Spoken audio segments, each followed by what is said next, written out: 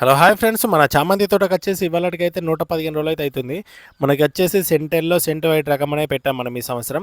చూస్తారు కదా, క్రాప్ అనేది ఇప్పుడైతే ఐదో కటింగ్ అయితే మనం చేస్తున్నాం. అయినా కానీ మనకైతే కటింగ్ అయితే పూలు అయితే మంచిగా వెళ్తున్నాయి. ప్రతి కటింగ్ అయితే ఒక 20 నుంచి 30 కిలో అయితే మనకి వెళ్ళడం జరుగుతుంది.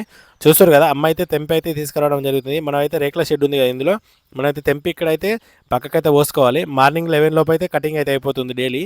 మనం కట్ చేసినప్పుడల్లా కవర్లలో అయితే నింపుకొని మనం జైత్యాల్లో అయితే షాప్లో అయితే ఇచ్చేసి రావాలి.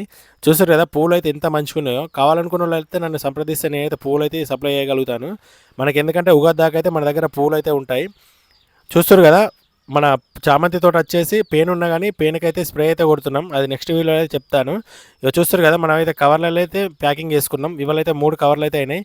మనకు ఎల్లో కలర్ వైట్ కలర్ రెండు అయితే మిక్స్ చేసుకొని అయితే కవర్లలో ప్యాకింగ్ చేసినాం. ఇక మన షాప్లో అయితే అన్న అయితే పక్కకైతే పోసుకున్నాడు. చూస్తారు కదా, మన వీడియో నచ్చితే లైక్ అయ్యండి. మళ్ళీ వీడియోలో మళ్ళీ కలుస్తా. బాయ్.